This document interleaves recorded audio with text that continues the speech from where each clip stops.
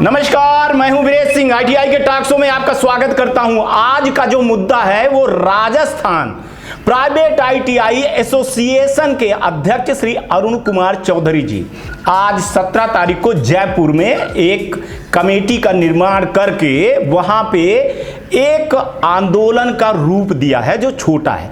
आंदोलन भी कहिए इसको या फिर ये कहिए कि जागरूकता और एक अवेयरनेस का कार्यक्रम किए, जिसमें प्राइवेट आईटीआई के शिकायत का समाधान और उनकी क्या मजबूरी है, क्या उनकी ऐसी चीजें हैं, क्या प्रॉब्लम है, उनको ले करके एक जो है तो मीटिंग की गई है। उस मीटिंग के बारे में चलते हैं और बात करते हैं अध्यक्ष श्री अरुण कुमार चौधरी जी से। अरुण जी नमस्कार, मैं हूं वीरेश सिंह। आईटीआई के टॉक शो में आपका स्वागत करता हूं सर। नमस्ते सर, नमस्ते। आपका भी स्वागत है राजस्थान एसोसिएशन की तरफ से। और सर, हमारी कुछ मजबूरियां हैं और मजबूरियों के तहत ही हम लोग सब यहाँ एकत्रित हुए हैं। और आज ही राजस्थान से राष्ट्रीय अध्यक्ष के पद पे श्री सत्यप्रकाश नोवाल जी का नामांकन हुआ है। और जो सारी जितनी हमारी प्रॉब्लम्स हैं मैं उन्हीं से आपकी बात कराता हूँ। लीजिए सर।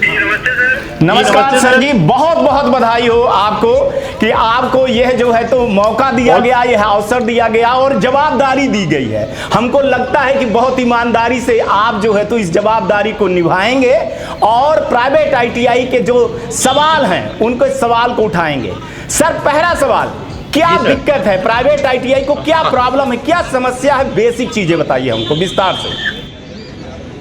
सबसे पहले मैं आपको प्राइवेट आईटीआई की समस्या बताता हूं कि भारत सरकार द्वारा सन 2014 में ही फीस रेगुलेटरी कमेटी बनाने के लिए राज्य निदेशक को निर्देशित किया गया था,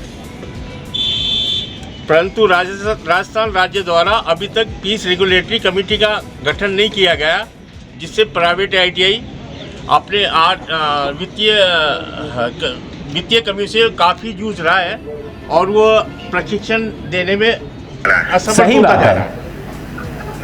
तो इसको लेकर के आप लोगों ने एक ज्ञापन किसको सौंप रहे हैं सर? अभी इसके लिए हमने एक ज्ञापन तैयार किया है, जो हम माननीय मंत्री महोदय श्री अशोक जी चांदना साहब, माननीय प्रमुख शासन सचिव महोदय कौशल एवं विकास मंत्रालय एंड आयुक्त महोदय कौशल एवं विकास मंत्रालय और निदेशक महोदय प्राविधिक शिक्षा निदेशालय, इन सभी को इसको लेकर ज्ञापन दिया जा रहा है। इसमें हमारी मुख्य मांग है कि फीस की जो नॉर्मेटिव फीस जो भारत सरकार द्वारा निर्धारित की गई है 26,000, वो एक केंद्रीय खाते में बीएड एसटीसीसी और संपूर्ण फीस देगा और वो स्कॉलरशिप आधारित और दलालों के द्वारा होने वाले एडमिशन में रोक लगेगी और इससे आईटीआई में प्रशिक्षण में गुणवत्ता होगी। शिफ्टिंग का एक मैटर है जो ये शिफ्टिंग का मैटर है सर। शिफ्टिंग के लिए इनकी बहुत बड़ी प्रॉब्लम्स हैं और वो शिफ्टिंग। आपका भी स्वागत है सर। मैं ये कहना चाह रहा था कि हमारे राजस्थान में 47 के लगभग आईटीआई ऐसी है जिन्होंने एक स्थान से दूसरे स्थान पर आईटीआई को शिफ्ट करने के लिए 2019 में मई में सिंगल पेज के एक परफॉर्मेंस डीजीटी के द्वारा जो दिया गया तो उसको भरकर हमने आवेदन कर दिया था कि हमें हमारी आईटीआई शिफ्ट करनी है। उस आवेदन करने के बाद में सर हमने नई जगह पर भवन का निर्माण कर लिया, वहाँ पर हमने बिजली का कनेक्शन ले लिया, वहाँ पर हमने फर्नीचर की व्यवस्था कर ली और हमने जो एडमिटेड बच्चे थे हमने लगभग वहाँ पे उनको स्थानांतरित कर लिया। लेकिन उसके बाद में सर हमारे से 2019 में मई के आवेदन के बाद में 2020 में हमसे स्टेट गवर्नमेंट के द्वारा निरीक्षण की फीस का डीडी बनवाकर मंगा लिया गया। डीडी लेने के बाद में हमको वापस से उन्होंने निरीक्षण के लिए मना कर दिया। उसके बाद में 2021 के बाद में 2022 भी आ गई, उसके दौरान किसी भी तरह की कोई कार्रवाई नहीं हुई। 22 के अंदर मई जून में वापस से हमारे को बोला गया कि आपका निरीक्षण करा जाएगा और 22 में हमने निरीक्षण भी करवा लिए कोर्ट के माध्यम से। लेकिन सर 22 के बाद में ये जो 23 चल रही है, 12 महीने हो गए, निरीक्षण का हमारे को किसी भी तरीका परिणाम अभी तक डीजीटी के द्वारा जारी नहीं किया गया है। और सर आज भी हम कुछ एक आईटीआई ऐसी है जो नए स्थान पर उन्होंने कोर्ट के माध्यम से सीट मैट्रिक्स में नाम लेके वहाँ पे अध्ययन भी करा रहे हैं बच्चों को और सारे उनके नई जगह पर सारे कार्य उनके हो रहे हैं, लेकिन डीजीटी के द्वारा अभी तक हमारे को किसी भी तरह का परिणाम जारी नहीं किया गया है। और उसमें अब जब हमने मालूम करी तो कुछ एक चीज़ें निकल कर सामने आई कि आपको 2018 का जो नए नियम है वो आपके ऊपर लागू किए जाएंगे। लेकिन हम सर आपसे निवेदन ये कर रहे हैं कि 2019 में जब हमने आवेदन करा था तो हमारे साथ भी कुछ ITI ऐसी थी, उन्होंने भी इसी तरह स्थानांतरण के लिए आवेदन किया था। लेकिन कुछ एक ITI को तो शिफ्टिंग का उनको परमिशन मिल गई है, मान्यता उनको मिल गई है, वो एक ज़िले से दूसरे ज़िले में स्थानांतरण होके आज नई जगह पे उनका संचालन है, इंस्टीट्यूट है, वहाँ संचालन बच्चे हैं। और कुछ ITI को उन्होंने मान्यता देके वो लगभग 40-45 ITI को सर 4 साल से इस दौरान अटका रखा है, किसी तरह का परिणाम जारी नहीं है। और सब लोग आर्थिक स्थिति है, और कुछ ITI को उन्होंने मान्यता देके वो लगभग 40-45 ITI को सर 4 साल से इस दौरान अटका रखा है, किसी तरह का परिणाम जारी नहीं है। और सब लोग आर्थिक स्थिति से बड़ी बेरहमी से सर जूझ रहे हैं। इसका तत्काल DGT से निवेदन है, इसका समाधान किया जाए। हम सर एसोसिएशन के माध्यम से लेटर पे आपको जिन ITI का उन्होंने इस दौरान हमें तो दूर रखा और उनको मान्यता देकर नई जगह पर DGT के द्वारा मान्यता देती है वो उपलब्ध करवा दिया जाएगा। हाँ, वन टाइम रिलेक्शन के ऊपर और सर थोड़ी सी चर्चा करनी है आपसे। और ये मिस्टर जफरुद्दीन खान है, राजस्थान एसोसिएशन के महासचिव हैं, और ये आपसे बात करेंगे। नमस्कार सर, स्वागत है आपको ITI टास्क के कार्यक्रम में। बताएं सर। DGT के द्वारा कोरोना काल में इनएक्टिव हुई जो यूनिट थी उनके ऊपर DGT ने 10/11/2022 को लेटर जारी किया था वन टाइम रिलैक्सेशन के लिए। और उनमें जो इनएक्टिव यूनिट थी उनको एक्टिव करने के लिए निकाला गया आदेश। परंतु राजस्थान सरकार प्रावधिक शिक्षा निदेशालय ने 13 मार्च 2023 को one time relaxation of activate के लिए ये निरीक्षण कर रहे हैं, जो कि DGT के लेटर में कहीं पे भी ऐसा नहीं लिखा हुआ है कि उनका निरीक्षण किया जाए। और हमसे सहमति मांग रहे हैं कि आप सहमति दीजिए निरीक्षण करवाने के लिए लेटर पैड पे आपके संस्थान के लिए। तो इसके संबंध में भी हम आज एक ज्ञापन माननीय मंत्री महोदय अशोक चांदना जी को दे रहे हैं। तो हमारी मांग है कि ये जो अनावश्यक DGT ने वन टाइम रिलैक्सेशन दिया है, ये वन टाइम रिलैक्सेशन राजस्थान सरकार के लिए भी दिया जाए, ये भी हमारी मांग को सुने।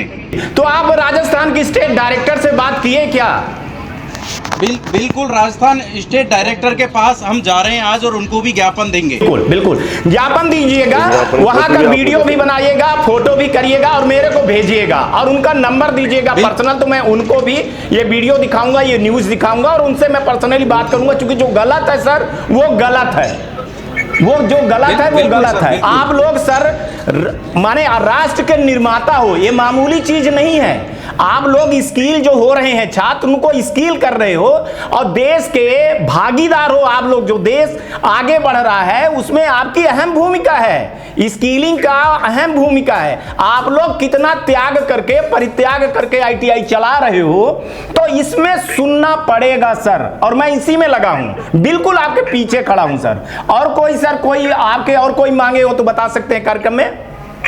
सर पहले तो आप लोग आपका धन्यवाद है और राजस्थान एसोसिएशन की तरफ से, और मैं वीडियो लाइव के माध्यम से आप सभी को धन्यवाद देना चाह रहा हूँ। सभी लोग हाथ खड़ा करें भैया ITI टॉक के समर्थन में। एक बार वीडियो दिखा दो सबको। ये सब लोग जितने भी हैं मालिक हैं, आपसे उम्मीद कर रहे हैं सर हमारी राजस्थान की प्रॉब्लम्स को PMO तक पहुँचाए, DGT तक पहुँचाए और हमारे स्टेट में आप हमारी मदद करें सर। बिल्कुल बिल्कुल बिल्कुल बिल्कुल बिल्कुल बिल्कुल। अंत में मैं राष्ट्रीय अध्यक्ष हमारे यहाँ उत्तर प्रदेश से आए चौधरी महेंद्र सिंह जी राजस्थान में पधारे हैं, मैं 2 मिनट उनकी भी बात करना चाहता हूँ। जी चौधरी साहब से बात करवाई। नमस्कार चौधरी साहब, नमस्कार, बहुत बहुत स्वागत आपका कार्यक्रम में। जी सर बताएं। मैं बोल रहा हूँ चौधरी महेंद्र सिंह। जी हम आपको बताना चाहते हैं और बराबर DGT एंड सेक्रेटरी साहब माननीय मंत्री जी मंत्रालय से, केंद्रीय मंत्रालय से भी बात होती रहती है कि जो हमारे DGT विभाग है कौशल विकास, शिक्षण एवं कौशल विकास का जो विभाग है, ये सौतेला व्यवहार करता है प्राइवेट और गवर्नमेंट ITI के साथ।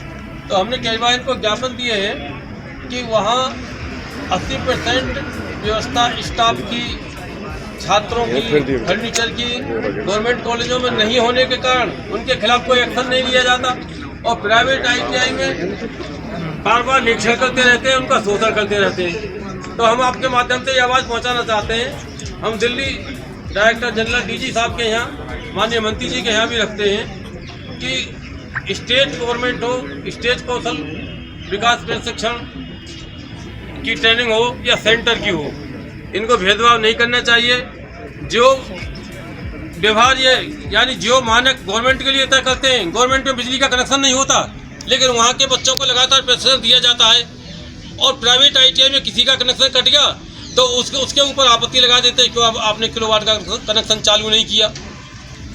तो हम आपके माध्यम से बड़ा सौभाग्य, हम आपका सम्मान करते हैं। राजस्थान में आने पर हम चाहते हैं कि आप इस आवाज़ को पहुँचावें कि गवर्नमेंट और प्राइवेट ITI के साथ ये एक जैसा विभाग करें, यही हम आपसे उम्मीद करते हैं। और एक बात आपकी जानकारी हम डालना चाहते हैं कि आज यहीं राजस्थान के इधर प्रांगण में माननीय श्री सत्यप्रकाश नोवाल जी को ऑल इंडिया प्राइवेट ITI में आज राष्ट्रीय अध्यक्ष यहाँ मनोनीत किया गया है, सर्वसम्मति से तालियों के साथ यहाँ राजस्थान प्रांगण में। तो आपकी जानकारी में पेट पे उछला जाएगा, ये कंधे से कंधा मिलाकर वहाँ काम करेंगे सेंटर में और प्रदेश में भी। नाम नोट कर लें, श्री सत्यप्रकाश नोवाल जी, राष्ट्रीय अध्यक्ष private ITI and colleges all India. और इनके साथ ही एक संगठन मंत्री जी आज नियुक्त किए गए हैं, माननीय श्री रामेश्वर चौधरी जी, माननीय श्री रामेश्वर सीकर जी, ऑल इंडिया से। तो हम आपसे अंत में यही आशा करते हैं कि आप हमारी आवाज़ को यहाँ राजस्थान गवर्नमेंट के साथ सेंटर तक भी पहुँचाएं, और आपसे हम धन्यवाद के पात्र हैं। बहुत बहुत धन्यवाद। और सर सभी अरुण बोल रहा हूँ, सभी की तरफ से पुनः आपका हार्दिक आभार, हार्दिक अभिनंदन करते हैं, और हम उम्मीद करते हैं कि अगली मीटिंग में आप हमारे यहाँ जरूर पधारेंगे। बहुत बहुत धन्यवाद। कार्यक्रम में सभी शामिल होने वाले सभी की तरफ से पुनः आपका हार्दिक आभार, हार्दिक अभिनंदन करते हैं, और हम उम्मीद करते हैं कि अगली मीटिंग में आप हमारे यहाँ जरूर पधारेंगे। बिल्कुल बिल्कुल। Thank you Arun ji, thank you, धन्यवाद। आपका धन्यवाद sir, thank you sir, thank you. तो ये थे राजस्थान प्राइवेट ITI एसोसिएशन के अध्यक्ष और उनके जो है तो पदाधिकारी जन साफ साफ बोल रहे हैं। देखिए, वो एक चीज कह रहे हैं कि हमारे प्रति जो है तो भेदभाव नहीं होना चाहिए, ठीक है, ना तो गवर्नमेंट ITI ना प्राइवेट ITI। अगर दोनों को अफिलिएशन DGT ने दिया है तो फिर भेदभाव क्यों? अफिलिएशन एक जैसे तो फिर भेदभाव क्यों? और बहुत सारी शिफ्टिंग को लेकर के बात किए हैं, एडमिशन को लेकर के बात किए हैं। इस तरह से अगर ITI संचालक कुछ चीजों को मांग रहा है, जागरूक हो रहा है, तो उसका मांग जो है तो जायज नहीं है। यह भी सोचना चाहिए DGT के अधिकारियों को कि ये गुरु हैं, ये जो कॉलेज चला रहे हैं, मैं इसको बोलूंगा कि ये शिक्षा का मंदिर है।